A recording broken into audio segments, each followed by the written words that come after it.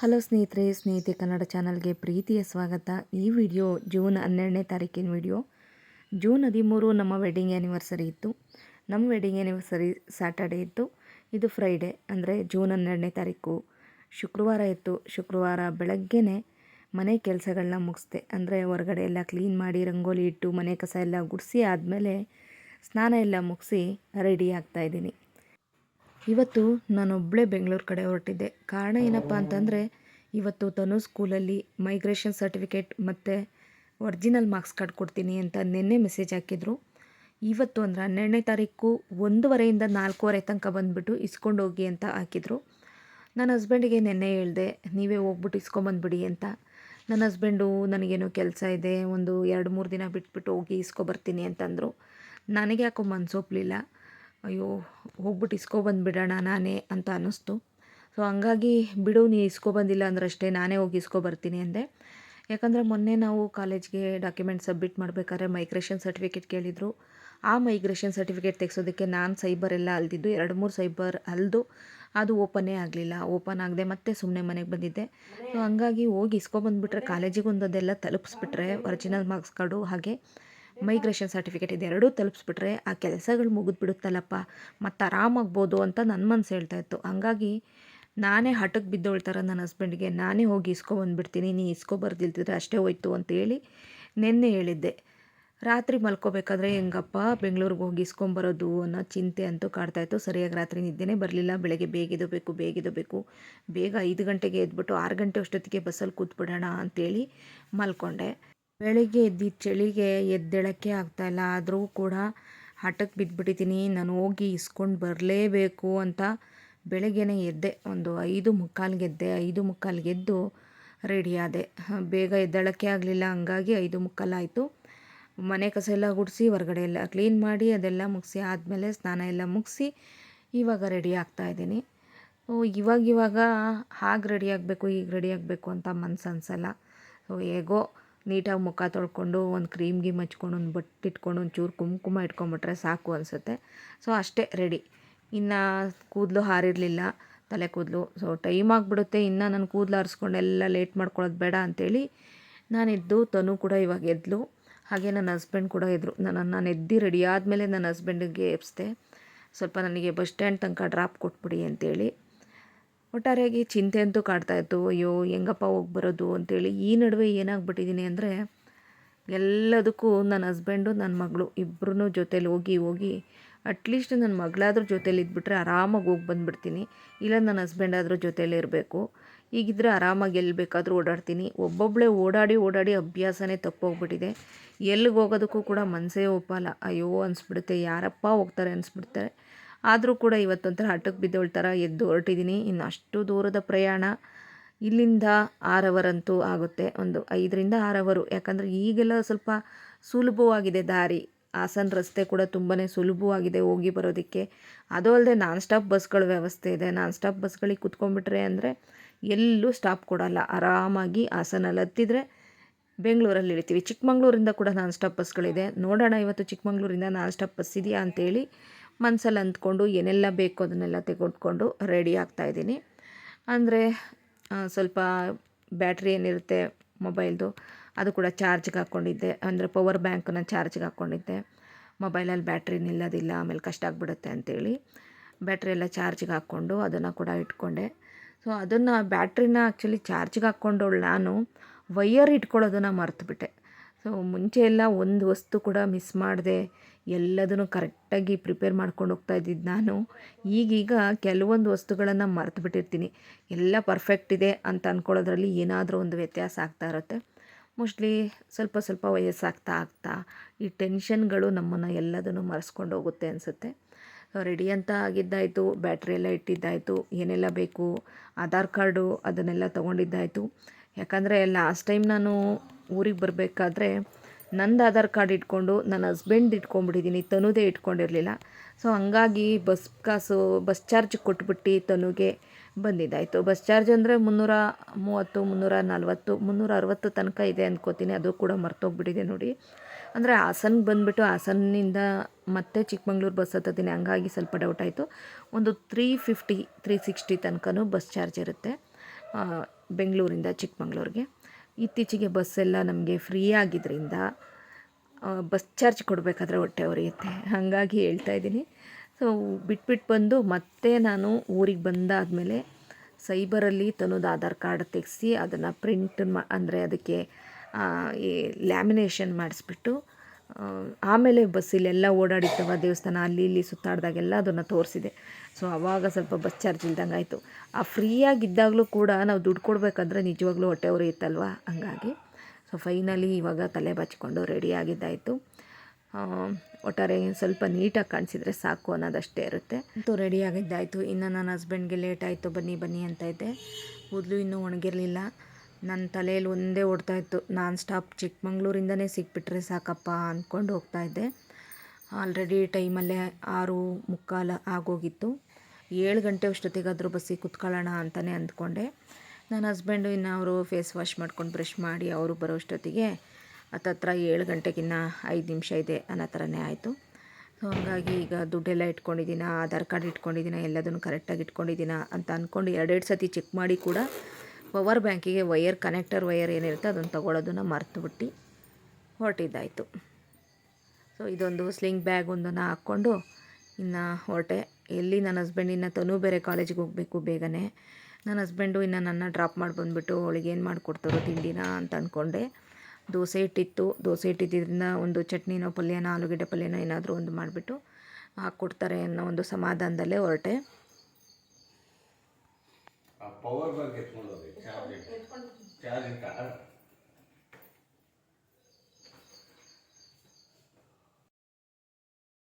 ಬಾಯ್ ಚಿನ್ನಿ, ಬೇಗ ಸ್ನಾನ ಮಾಡ್ಕೊಂಡು ರೆಡಿ ಆಗಿರಾಯ್ತಾ? ಬರುತ್ತಪ್ಪ ಆಯಿತು, ಬೇಗ ಬರ್ತೀನಿ. ನಂಗೊಂಚೂರು ನೀರು ತಂದು ಕೊಡ್ತೀನಿ. ರೆಡಿಯಾಗಿ ಆಯಿತಾ? ಟೈಮ್ ಆಯಿತು, ಬಾಯ್. ಆಯಿತು. ಹಾಂ, ತನುಗೆ ನಾನೊಬ್ಬಳನ್ನೇ ಕಳಿಸೋದಕ್ಕೆ ಸಮಾಧಾನವೇ ಇಲ್ಲ. ಅವ್ರ ಅಪ್ಪಂಗೆ ನೀವೇ ಹೋಗ್ಬೋದಿತ್ತು ಅಂತ ಒಂದು 5-6 ಸತಿ ಹೇಳಿಬಿಟ್ಲು. ಸೊ ಆದ್ರೂ ನಾನು ಹೋಗಿ ಬಂದುಬಿಡ್ತೀನಿ ಬಿಡು ಚಿನ್ನಿ ಅಂತ ಹೇಳ್ಬಿಟ್ಟು ಅವಳಿಗೆ ಬಾಯ್ ಮಾಡಿಬಿಟ್ಟು ಹೊರಟೆ ಮನೆಯಿಂದ. ಬೆಳಗ್ಗಿನ ವಾತಾವರಣ ನೋಡಿ ಈ ರೀತಿ ಇತ್ತು, ಚೆನ್ನಾಗಿ ಗಾಳಿ ಬೇರೆ ಇತ್ತು. ಇನ್ನು ಆಟೋದಲ್ಲಿ ಕುತ್ಕೊಂಡು ಹೋಗ್ಬೇಕಾದ್ರೆ ಚಳಿ ಅನ್ನಿಸ್ತಾ ಇತ್ತು. ಸೊ ಇವಾಗ ಹೊರಟ್ವಿ 7 ಗಂಟೆ ಅಷ್ಟೊತ್ತಿಗೆ ಮನೆಯಿಂದ.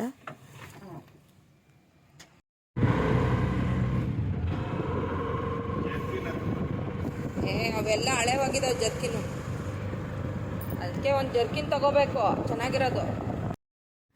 ನಾನು ಪ್ರತಿ ಸತಿ ಈ ರೀತಿ ಆಟೋದಲ್ಲಿ ಈ ಏರಿಯಾ ಒಳಗಡೆ ಹೋಗ್ತಾ ಇರಬೇಕಾದ್ರೆ ನಿಜವಾಗ್ಲೂ ಖುಷಿಯಾಗುತ್ತೆ. ಎಷ್ಟು ನೀಟಾಗಿದೆ ನೋಡಿ ಈ ಏರಿಯಾ, ತುಂಬ ಚೆನ್ನಾಗಿದೆ.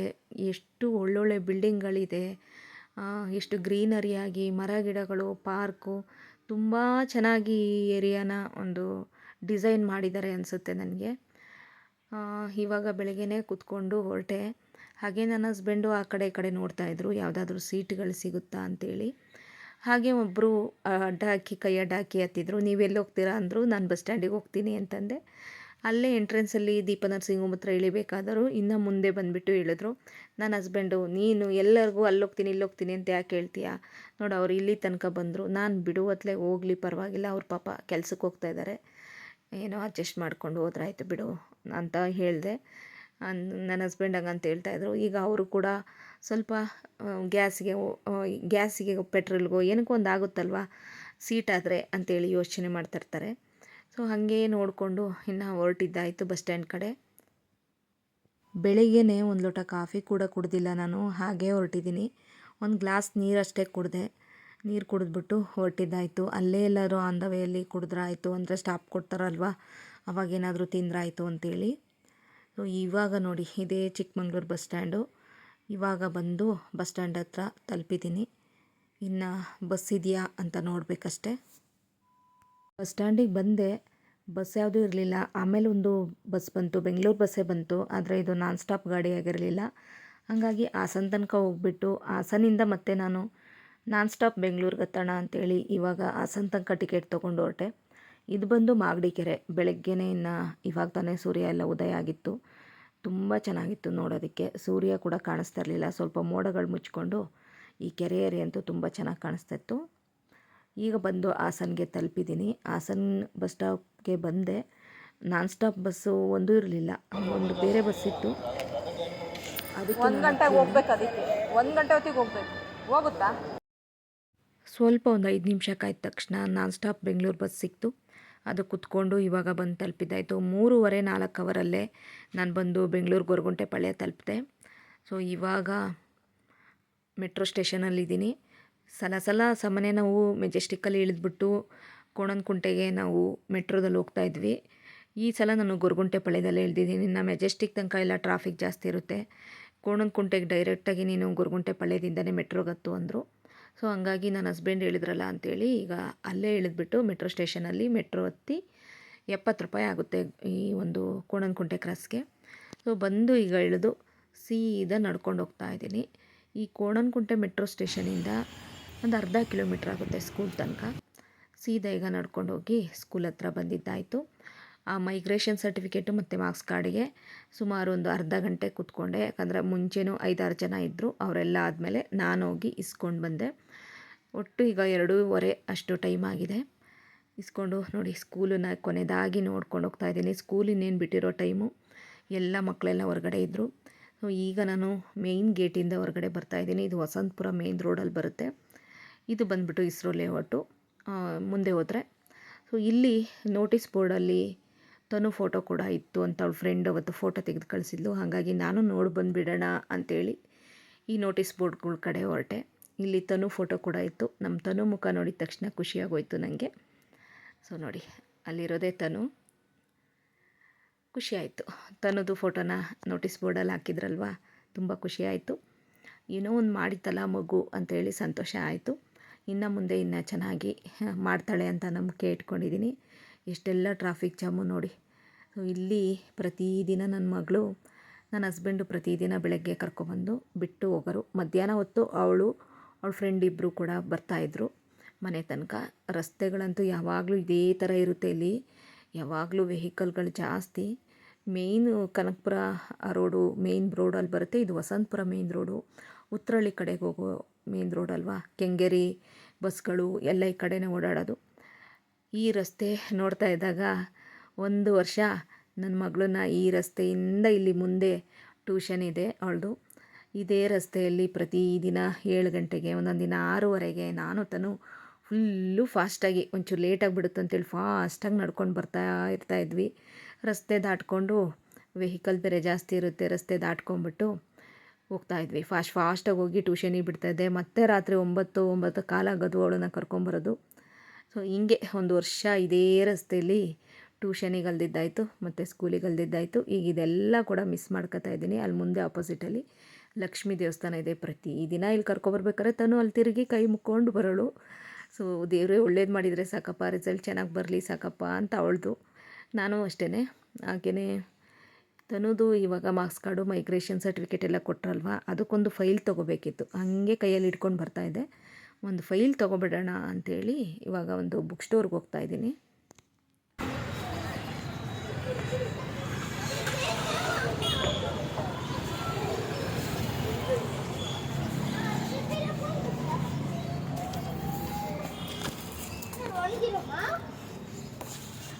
ಅದೆಲ್ಲ ನೀವು ವಾಂಗದಮ್ಮ ನಾವು ಒಂದು ಫೈಲ್ ಕೊಡಿ ಚಿಕ್ಕದು.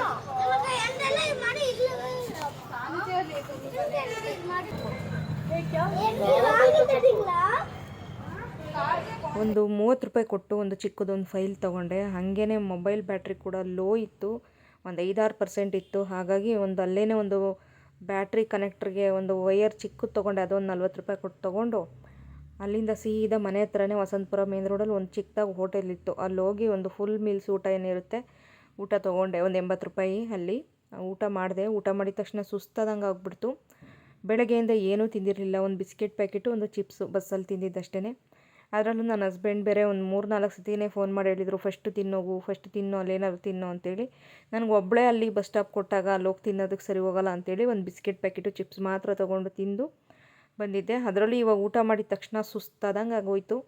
ಅರ್ಧ ಕಿಲೋಮೀಟ್ರಿಗೆಲ್ಲ ಏನು ಆಟೋದಲ್ಲಿ ಹೋಗಲಿ ಅಂತೇಳಿ 2 ಸೈಡ್ ಹೋಗಿ ಬಂದು ನಡ್ಕೊಂಡು ಹೋಗಿ ಬಂದುಬಿಟ್ಟೆ ಅಷ್ಟು ದೂರ. ಅದಕ್ಕೂ ಹೊತ್ಲೆಗೆ ನನಗೆ ಒಂಥರ ಫುಲ್ಲು ಮುಖ ಎಲ್ಲ ಬೆವ್ತು ಹೋಗ್ಬಿಡ್ತು ಸುಸ್ತಿಗೆ ಊಟ ಮಾಡಿದ ತಕ್ಷಣ. ಸದ್ಯ ಹೆಂಗೋ ಬಂದು ಮೆಟ್ರೋ ಸ್ಟೇಷನ್, ಈಗ ಕೋಣನಕುಂಟೆ ಮೆಟ್ರೋ ಸ್ಟೇಷನ್ನ ತಲುಪಿ ಇವಾಗ ಅಲ್ಲಿ ಟಿಕೆಟ್ ಕೌಂಟ್ರ್ ಹತ್ರ ಹೋಗಿ ಟಿಕೆಟ್ ಕೂಡ ತೊಗೊಂಡು ಸೀದಾ ಈಗ ಮೆಜೆಸ್ಟಿಕ್ಕಿಗೆ ಟಿಕೆಟ್ ತೊಗೊಂಡಿದ್ದೀನಿ. ಇದು ಏನಪ್ಪ ಅಂತಂದರೆ ನನಗೆ ಮೆಜೆಸ್ಟಿಕ್ಕಿಗೆ ಹೋಗೋದು ಅಂದ್ರೇ ಒಂಥರ ದೊಡ್ಡ ಹಿಂಸೆ ಆದಂಗೆ ಆಗುತ್ತೆ. ನನಗೆ ಮೆಜೆಸ್ಟಿಕ್ಕಿಗೆ ಬಸ್ಗೆ ಹೋಗೋದಾಗಲಿ, BMTC ಬಸ್ಗೆ ಹೋಗಲ್ಲಿ ವೆಯ್ಟ್ ಮಾಡೋದಾಗಲಿ ನಂಗೆ ನಿಜವಾಗ್ಲೂ ಹಿಂಸೆ ಆಗುತ್ತೆ. ಮುಂಚೆ ಎಲ್ಲ ಸ್ಟಾರ್ಟಿಂಗಲ್ಲಿ ಇವಾಗಾದರೆ ನಾವು ಆಟೋದಲ್ಲಿ ಓಡಾಡ್ಬಿಡ್ತೀವಿ, ಕಾರಲ್ಲಿ ಓಡಾಡ್ಬಿಡ್ತೀವಿ. ಮುಂಚೆ ನಾವು ಬೆಂಗಳೂರಿಗೆ ಬಂದಿದ್ದು ಸ್ಟಾರ್ಟಿಂಗಲ್ಲಿ ಮೆಜೆಸ್ಟಿಕ್ಕಿಂದ ಊರಿಗೆ ಬರಬೇಕಾದ್ರೆ ಏನಾದರೂ ಲಗೇಜ್ಗಳನ್ನೆಲ್ಲ ಇಟ್ಕೊಂಡು ಬರೋದು, ಅದೆಲ್ಲ ಎಂಥ ಹಿಂಸೆ ಆಗೋದು ಅಂದರೆ ಈ ಥರ ಟ್ರೈನಿಗೆಲ್ಲ ಬರ್ತಾಯಿದ್ವಿ. ಮುಂಚೆ ಎಲ್ಲ ಟ್ರೈನಿಗೆ ಹೋಗೋದು, ಟ್ರೈನಿಗೆ ಬರೋದೆಲ್ಲ ಮಾಡ್ತಾಯಿದ್ವಿ. ರೈಲ್ವೆ ಸ್ಟೇಷನಿಂದ ಎಲ್ಲ ನಾವು ಲಗೇಜ್ಗಳನ್ನ ಊರಿಂದ ರಾಗಿ ಆಗಲಿ, ಅಕ್ಕಿ ಆಗಲಿ, ತರಕಾರಿಗಳಾಗಲಿ, ತೆಂಗಿನಕಾಯಿ ಆಗಲಿ ಏನಾದರೂ ಎತ್ಕೊಂಬರ್ಬೇಕಾದ್ರೆ ಅದರಂಥ ಕಷ್ಟ ಇನ್ನೊಂದು ಇರ್ತಾ ಇರಲಿಲ್ಲ. ಅಷ್ಟು ಹಿಂಸೆ ಅನಿಸೋದು. ಇವಾಗ ಎಲ್ಲ ಲೈಫು ಸುಲಭ ಆಗಿದೆ. ಮೆಟ್ರೋ ಬಂದಿದೆ. ಮೆಟ್ರೋ ಇನ್ನೂ ಈಸಿ ಮಾಡುತ್ತೆ. ಆದರೂ ಕೂಡ ನಮಗೆ ಬೇಜಾರಾಗುತ್ತೆ. ಯಾರು ಹೋಗ್ತಾರಪ್ಪ ಇದರಲ್ಲೂ ಕೂಡ ಅನ್ನೋ ಥರ ಆಗುತ್ತೆ. ಜೀವನಗಳು ನಾವು ಸುಲಭ ಮಾಡ್ಕೊತ ಬಂದಂಗೂ ನಮಗೆ ಸೋಮಾರಿತನ ಬಂದುಬಿಡುತ್ತೆ. ಮುಂಚೆ ಎಲ್ಲ ಅಷ್ಟೊಂದು ನಾವು ಹಾರ್ಡ್ ವರ್ಕ್ ಮಾಡಿರ್ತೀವಿ. ಇವಾಗ ನಮ್ಮ ದೇಹ ಬಗ್ಗೋದಿಲ್ಲ ಯಾವುದಕ್ಕೂ. ಹಾಗೆ ಈಗ ಮೆಜೆಸ್ಟಿಕ್ ಬಂದು ಇಲ್ಲಿ ನೋಡಿ ಎಕ್ಸ್ಲೇಟ್ರಲ್ಲಿ 3 ಸ್ಟೆಪ್ ಹತ್ಕೊಂಡು ಮೇಲೆ ಹೋಗಬೇಕು. ತುಂಬ ತಳಭಾಗದಲ್ಲಿ ಮೆಟ್ರೋ ಮಾಡಿದ್ದಾರೆ. ಹಾಗಾಗಿ ಸೀದಾ ಇವಾಗ ಎಕ್ಸ್ಲೇಟ್ರೆಲ್ಲ ಹತ್ಕೊಂಡು ಸೀದಾ ನಾನು KSRTC ಬಸ್ ಸ್ಟಾಪ್ ಕಡೆ ಹೋಗ್ತಾಯಿದ್ದೀನಿ. ಮುಂಚೆಗಿಂತ ಇವಾಗ ಒಂಚೂರು KSRTC ಬಸ್ ಸ್ಟಾಪು ಹತ್ತಿರದಲ್ಲಿದೆ ಅನ್ನಿಸ್ತು. ಯಾಕೆ ಅಂದರೆ ಮುಂಚೆ ತುಂಬ ಈ ಮೆಟ್ರೋ ಸ್ಟೇಷನ್ ಒಳಗಿಂದ ದೂರದ ತನಕ ಹೋಗಬೇಕು ಅಂತ ಅನಿಸೋದು, ಅಂದರೆ ತುಂಬ ದೂರ ನಡಿಬೇಕು ಅಂತ ಅನಿಸೋದು. ಇವಾಗ ಅಲ್ಲೇ ಗೇಟ್ ಓಪನ್ ಮಾಡಿಬಿಟ್ಟಿದ್ದಾರೆ KSRTC ಬಸ್ಗೆ. ಅದರಲ್ಲೂ ತುಂಬ ಹತ್ತಿರದಲ್ಲೇ ಚಿಕ್ಕಮಂಗ್ಳೂರು ಹಾಸನ ಬಸ್ಗಳು ಸಿಗುತ್ತೆ. ಹಂಗಾಗಿ ಈ ಸತಿ ಒಂಥರ ಸುಲಭ ಅಂತಲೇ ಅನ್ನಿಸ್ತು. ಒಂಥರ ಈಸಿಯಾಗಿ ಹೋಗಿ ತಲುಪಿದೆ ಅನ್ನಿಸ್ತು. ಏನಂದರೆ ಇದೇ ಸ್ವಲ್ಪ ಕಷ್ಟ ಅನಿಸುತ್ತೆ ಅಷ್ಟೇ. 3 ಸ್ಟೆಪ್ ಎಲ್ಲ ಹತ್ಕೊಂಡು ಹೋಗೋದು. ನಮ್ಮಂಥವ್ರಿಗೆ ಆದರೆ ಗೊತ್ತಾಗುತ್ತೆ. ಬಟ್ ಹಳ್ಳಿ ಕಡೆಯಿಂದ ಬರೋವಂಥವರಿಗೆ ಮೆಟ್ರೋ ಹಿಡಿದು ಹೋಗಬೇಕು ಅನ್ನೋರಿಗೆಲ್ಲ ಒಂಚೂರು ಕಷ್ಟ ಆಗುತ್ತೆ, ಗೊತ್ತಾಗೋದೇ ಇಲ್ಲ. ಒಟ್ಟಾರೆ ಖುಷಿ ಇದೆ. ಬೆಂಗಳೂರು ದಿನದಿಂದ ದಿನಕ್ಕೆ ಎಷ್ಟೆಲ್ಲ ಇಂಪ್ರೂವ್ ಆಗ್ತಾಯಿದೆ ಅನ್ನೋದು. ನಾವು ಸ್ಟಾರ್ಟಿಂಗ್ ಬೆಂಗಳೂರಿಗೆ ಬಂದಾಗ 20 ವರ್ಷ ಆ ಟೈಮಲ್ಲೆಲ್ಲ ರೈಲ್ವೆ ಸ್ಟೇಷನಲ್ಲಿ ಬಡ ಓಡ್ತಾ ಇದ್ವಿ ರೈಲ್ ಹಿಡಿಯೋದಕ್ಕೆ. ಊರಿಗೆ ಹೋಗಬೇಕು ಅಂದರೆ ರೈಲ್ವೆ ಸ್ಟೇಷನಿಗೆ ಎಲ್ಲಿ 5 ನಿಮಿಷ 10 ನಿಮಿಷ ಮಿಸ್ ಆಗಿಬಿಡುತ್ತೆ ರೈಲು ಅಂತೇಳ್ಬಿಟ್ಟು ಇಲ್ಲಿ BMTC ಬಸ್ ಇಳಿದು ಅಲ್ಲಿಂದ ದಾಟ್ಕೊಂಡು ಮತ್ತೆ ರೈಲ್ವೆ ಸ್ಟೇಷನಿಗೆ ಹೋಗಿ ಎಷ್ಟು ಕಷ್ಟ ಅನಿಸೋದು ಗೊತ್ತಾ. ಅಷ್ಟು ಹಿಂಸೆ ಅನಿಸೋದು. ತನು ಎಲ್ಲ ಪುಟಾಣಿ ಇದ್ದಾಗ ತನುನ ಎತ್ಕೊಂಡು ಬ್ಯಾಗ್ಗಳನ್ನ ಇಟ್ಕೊಂಡು ಹೋಗೋದು ಅಷ್ಟು ಕಷ್ಟ ಅನಿಸೋದು. ಇವಾಗ ಹೀಗೆ ಎಲ್ಲ ಕಾಲ ಬದಲಾಗಿದೆ. ಈಗ ಏನಿದೆ ಟಿಕೆಟನ್ನು ಅಲ್ಲೇ ಈ ಒಂದು ಗೇಟಲ್ಲಿ ಹಾಕ್ಬಿಟ್ಟು ಇವಾಗ ಸೀದಾ ಹೋಗ್ತಾಯಿದ್ದೀನಿ. ಎಷ್ಟೊಂದು ಜನ ತಿರುಗ್ತಾ ಇರ್ತಾರೆ. ಈಗ ನೋಡಿ ಬ್ಯಾಗ್ಗಳಿಗೆ ಈ ರೀತಿ ಟ್ರಾಲಿ ಬ್ಯಾಗ್ಗಳ ಥರ ಬರುತ್ತಲ್ವ, ಇವಾಗ ಎಲ್ರಿಗೂ ಕೂಡ ತುಂಬಾ ಈಸಿ. ಆ ಬ್ಯಾಗ್ನ ತಳ್ಕೊಂಡು ಆರಾಮಾಗಿ ಹೋಗ್ಬೋದು ಅನಿಸುತ್ತೆ. ಆವಾಗಿನ ಕಾಲ ಈಗಿನ ಕಾಲಕ್ಕೂ ಎಷ್ಟೆಲ್ಲ ವ್ಯತ್ಯಾಸಗಳು, ಎಷ್ಟೆಲ್ಲ ಬದಲಾವಣೆ ಆಗಿದೆ ಅಲ್ವಾ. ಈಗಂತೂ ಈ ಮೆಟ್ರೋ ಸ್ಟೇಷನ್ ಇಲ್ಲಿ ದಾಟಿದ ತಕ್ಷಣವೇ ಅಲ್ಲೇ ಎಂಟ್ರೆನ್ಸಲ್ಲೇ KSRTCದು ಗೇಟ್ ಈ ಕಡೆ ಓಪನ್ ಮಾಡಿದ್ದಾರೆ. ತುಂಬಾ ಸುಲಭ ಅನಿಸ್ತು. ಮುಂಚೆ ಅಲ್ಲಿಂದ ಸುತ್ಕೊಂಡು ಹೋಗಬೇಕಿತ್ತು. ಸೊ ಆರಾಮಾಗಿ ಹೋದೆ. ಆಮೇಲೆ ಎಂಟ್ರೆನ್ಸಲ್ಲೇ ಇಲ್ಲಿ ಬಸ್ ನಿಲ್ಲಿಸಿದ್ರು. ನಾನ್ ಸ್ಟಾಪ್ ಹಾಸನ ಇದೆಯಾ ಅಂತ ನೋಡಿದೆ, ನಾನ್ ಸ್ಟಾಪ್ ಚಿಕ್ಕಮಂಗ್ಳೂರು ಇದೆಯಾ ಅಂತ ನೋಡಿದೆ. ನಾನ್ ಸ್ಟಾಪ್ ಹಾಸನ ಇತ್ತು, ಆದರೆ ರಶ್ ಆಗಿತ್ತು. ವಿಂಡೋ ಸೀಟ್ ಸಿಗಲಿಲ್ಲ, ಸೈಡಲ್ಲಿ ಸಿಕ್ತು ನನಗೆ, ಅಂದರೆ ಮಧ್ಯದಲ್ಲೇ ಸಿಕ್ತು. ಪಕ್ಕದಲ್ಲಿ ಒಂದು ಹುಡುಗಿ ಕೂತಿತ್ತು. ಸದ್ಯ ಒಂದು ಹುಡುಗಿ ಕೂತಿತ್ತಲ್ಲ ಆರಾಮಾಗಿ ಅಂತೇಳಿ ನಾನು ಕೂತ್ಕೊಂಡೆ. ಆ ಹುಡುಗಿ ಚೆನ್ನಾಗಿ ಮಾತಾಡಿಸ್ತು ಎಲ್ಲಿಗೆ ಹೋಗೋದು ಏನು ಅಂತ. ನಾನು ಹೇಳ್ದೆ ಚಿಕ್ಕಮಂಗ್ಳೂರು ಹೋಗೋದು ಅಂತೇಳಿ. ಹಾಗೆಯೇ ಮಾವಿನಕಾಯಿ ಬಂದಿತ್ತು ಅಂತೇಳಿ ಮಾವಿನಕಾಯಿ ತೊಗೊಂಡು ನನಗೂ ಕೂಡ ಒಂದು ಪೀಸ್ ಕೊಡ್ತು. ನಾನು ಅಲ್ಲಿ ಟೀ ಬ್ರೇಕ್ ಕೊಡ್ತಾರಲ್ವ, ಆವಾಗ ಆ ಹುಡುಗಿಗೆ ಬಿಸ್ಕೆಟ್ ತೊಗೊಂಬಂದು ಕೊಟ್ಟೆ. ಸೊ ಆ ಹುಡುಗಿ ಹತ್ರ ಇಸ್ಕೊಂಡಿದ್ನಲ್ಲ ಅಂತೇಳಿ ಹೇಗೋ ಬಂದ್ಬಿಟ್ಟು ಹಾಸನಲ್ಲಿ ಇಳಿದು ಮತ್ತೆ ಚಿಕ್ಕಮಂಗ್ಳೂರು ಬಸ್ ಹತ್ತಿ ಚಿಕ್ಕಮಂಗ್ಳೂರು ತಲುಪಿದೆ. ರಾತ್ರಿ 9:30 ಆಗಿಬಿಡ್ತು. ಸೊ ನನ್ನ ಹಸ್ಬೆಂಡು ತನು ಇಬ್ಬರೂ ಇಲ್ಲಿ ಬಂದು ಆಟೋದಲ್ಲಿ ಬೇಲೂರು ಸರ್ಕಲ್ ಹತ್ರ ವೆಯ್ಟ್ ಮಾಡ್ತಾಯಿದ್ರು.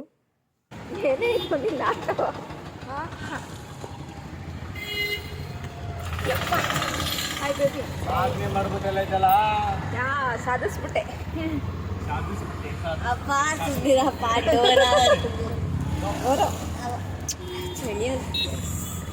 ಚಳಕ್ತೈತಾ ಅಜ್ಜಿಯಲ್ಲಿ ಅಜ್ಜಿ ಬನ್ನಿ ಅಂದ್ರೆ ಅನ್ನಕ್ಕೆ ಇಟ್ಟಿದ್ರೆ ಬಿಡುವ ಬರಲ್ಲ ಅಂತ. ಹೌದಾ? ಇಲ್ಲ ಕ್ಲೋಸ್ ಮಾಡ್ಬಿಟ್ಟವ್ರೆ. ನಿನ್ನೆಯಿಂದ ಆಗ್ತಾ ಇರೋದಾ? ಲಾಸ್ಟ್ ಟೈಮ್ ತಗೊಂಡಿದ್ದು ಇಲ್ಲೇ ಅಲ್ಲ ನಾನು. ಅಂದರೆ ಇಲ್ಲೆಲ್ಲ ಬಸ್ ಸ್ಟ್ಯಾಂಡ್ ಹತ್ರ ತೊಗೊಂಡಿದ್ದೆ ಇವ್ರ ಹತ್ರ ಟಿಬೇಟಿಯನ್ ಅವ್ರ ಹತ್ರನೇ. ಅವ್ರು ಯಾವ ಕಡೆಯಿಂದ ಟಿಬೇಟಿಯನ್ಸೇ ಅವರು. ಅವರೇ ಇಲ್ಲಿ ಬಂದು ಹಾಕೋದಲ್ಲ ಮುಳ್ಳಿ. ಇಲ್ಲಿ ಏನಕ್ಕೆ ಬರ್ತಾರ ಅವರು? ಅವರು ಎಲ್ಲ ಕಡೆ ಹಾಕ್ತಾರೆ ಟಿಬೇಟಿಯನ್ಸ್. ಏನು ತಿನ್ನಣ?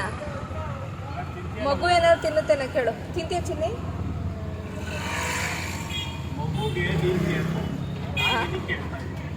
ಮಗುಗ ಏನು ಬೇಕು?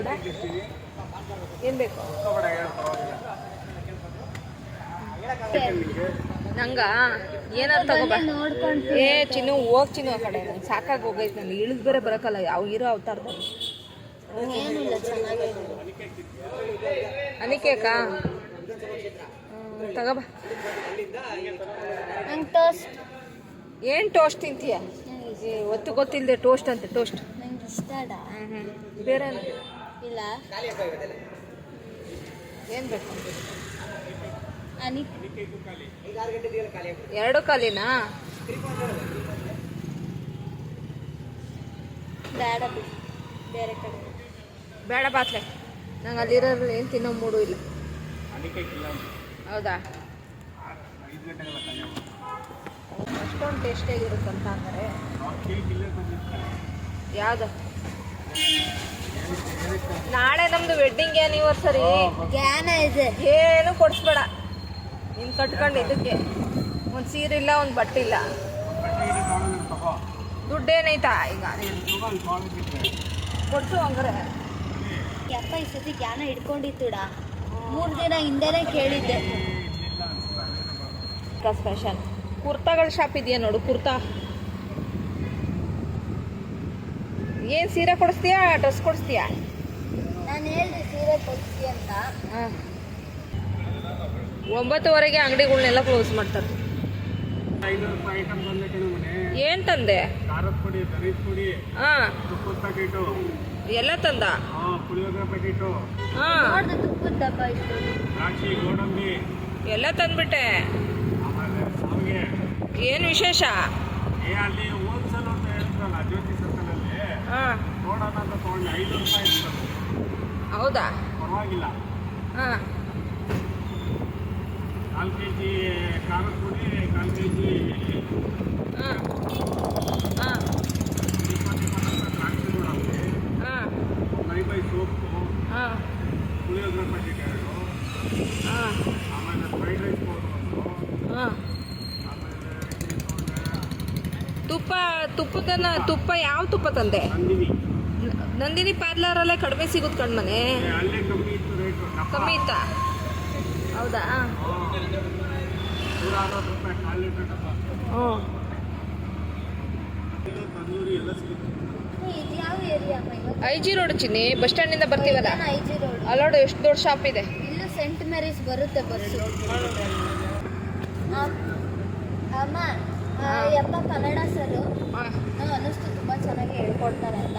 ಹಾಂ ಒಂಥರ ಇಮೋಷನ್ಸ್ ಹಾಕಿ ಓದೋದು ಜಾಸ್ತಿ. ಹಾಂ ಅದು ಓಕೆ. ಹ್ಞೂ ಬಿದ್ದಿದ್ರು ಅಂತ ಏನೋ ಇತ್ತು ಆಯ್ತಾ. ಹ್ಞೂ ತಾಯಿ ಮಗ ನಿಂತಿರೋದನ್ನ ಬಿದ್ದಿದ್ರು ಅಂತ ಬರ್ದಿತ್ತು ಆ ಬುಕ್ಕಲ್ಲಿ. ಹಾಂ ಅಂದ್ರೆ ಬಡವರಲ್ಲ, ಅದಕ್ಕೆ ಕೀಳಾಗೆ ಬರ್ದಿರೋದು. ಹಾಂ ಅದಕ್ಕೆ ಯಪ್ಪ ಅವ್ನ್ಯಾವುದೋ ಹುಡುಗ ಬೇಡ ಅವ್ರಲ್ಲ ಬೆಳಗ್ಗೆನೇ ಕೊಡ್ಸೋದು. ನಡಿ ನಾಳೆ ನಾನು ನೀನು ಎಲ್ಲೆಲ್ಲಾರು ಹೋಗಿ ಸುತ್ತಾಡಿ ದೇವಸ್ಥಾನಕ್ಕೆಲ್ಲ ತಗೊಂಡು ಬರೋಣ ಅಂತ. ಮಕ್ಳು ಬಟ್ಟೆ ನಡಿ ಮನೆ. ಅಲ್ಲೆಲ್ಲಿ ದೊಡ್ಡರವಿದೆ ಎಲ್ಲ ಡಬ್ಬ ಶಾಪ್ ಥರ ಇತ್ತು.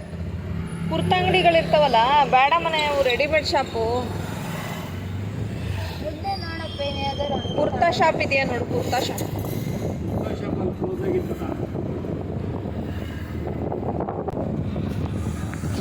ಒಳ್ಳೆ ಬ್ಯೂಟಿಫುಲ್ ಆಗಿರೋದು ಒಂದು ಕುರ್ತಾ ಡ್ರೆಸ್ ಕೊಡಿಸ್ಬಿಡು. ಪ್ಯಾಂಟು ವೇಲು ಇರೋದು. ರಸ್ಮಲೈ ಬೇಕಾ ಚಿನ್ನಿ? ಬೇಕಾ? ಓಕೆ. ಮಯೂರ ಡಿಲಕ್ಸ್ ಇನ್ನೂ ಕ್ಲೋಸ್ ಆಗಿಲ್ಲ. ಮಯೂರ ನೋಡೇ ವರ್ಷ ಅನ್ಬಿಟ್ಟು ಏನಾಯ್ತು? ನಿದ್ದೆ ಬರ್ತಾಯಿದೆ ಚಿನ್ನಿ.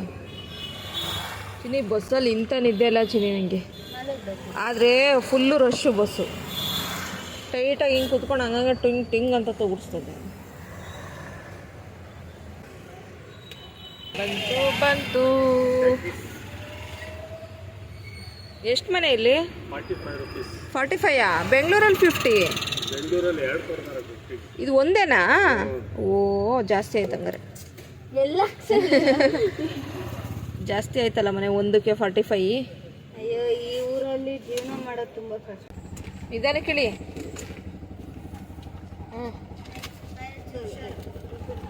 ಆಯಿತು ಬರೋದಾ ಡ್ರೆಸ್ ತೊಗೊಳಕ್ಕೆ ಅಂತೇಳಿ ಮೇನ್ ರೋಡ್ ಸುತ್ತಿದ್ವಿ 10 ಕಾಲ ಹೋಗೋಯ್ತು. ನಮ್ಮಮ್ಮ ಟೈಮ್ ಆಯಿತು ಮನೆಗೆ ಹೋಗ್ತೀನಿ ನಾನು ಕೆಳಗೆ ಬಂದುಬಿಡ್ತೀನಿ ಹಂಗೆ ನನ್ನ ಡ್ರಾಪ್ ಮಾಡಿಬಿಡಿ ಮನೆ ತನಕ ಅಂದರು. ನಮ್ಮಮ್ಮನ ಕರ್ಕೊಂಡೋಗಿ ಮನೆಗೆ ಡ್ರಾಪ್ ಮಾಡಿ ಇವಾಗ ನಾವು ವಾಪಸ್ ಬಂದ್ವಿ. ಬರೋಷ್ಟೊತ್ತಿಗೆ ಟೈಮೇ ಆಗೋಯ್ತು. ಸುಸ್ತಂತೂ ಸಿಕ್ಕಾಬಿಟ್ಟೆ ಆಗೋಯ್ತು ಯಾಕಂದರೆ 2 ಕಡೆ ಜರ್ನಿ ಮಾಡಿದ್ದಕ್ಕೂ ಸುಸ್ತಾದಂಗೆ ಆಗೋಯ್ತು. ಟೈಮು 10:20 ಮನೆ ಸೇರೋ ಹೊತ್ತಿಗೆ.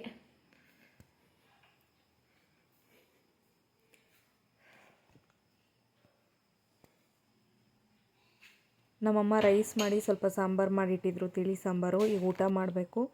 ಇವತ್ತಿನ ವ್ಲಾಗ್ ಇಷ್ಟೇ ಫ್ರೆಂಡ್ಸ್. ಇವತ್ತಿನ ವ್ಲಾಗ್ ನಿಮಗೆ ಇಷ್ಟ ಆಗಿದೆ ಅಂತಲೇ ಭಾವಿಸ್ತೀನಿ. ಈ ವ್ಲಾಗ್ ನಿಮ್ಗೆ ಇಷ್ಟ ಆಗಿದ್ದರೆ ಈ ವ್ಲಾಗೊಂದು ಲೈಕ್ ಕೊಡಿ. ಹಾಗೆಯೇ ಫಸ್ಟ್ ಟೈಮ್ ನನ್ನ ಚಾನಲ್ನ ನೋಡ್ತಾ ಇರೋರು ಸಬ್ಸ್ಕ್ರೈಬ್ ಮಾಡ್ಕೊಳ್ಳಿ ನನ್ನ ಚಾನಲ್ಗೆ. ಇನ್ನಷ್ಟು ಹೊಸ ವಿಡಿಯೋಗಳು ವ್ಲಾಗ್ಗಳನ್ನ ಶೇರ್ ಮಾಡ್ತೀನಿ. ಇದೊಂದು ಲೈಫ್ ಸ್ಟೈಲ್ ವ್ಲಾಗ್ ಆಗಿರುತ್ತೆ. ನಿಮ್ಮ ಪ್ರೀತಿ ಸಹಕಾರ ಹೀಗೆ ಇರಲಿ. Thank you for watching. Bye, take care, good night.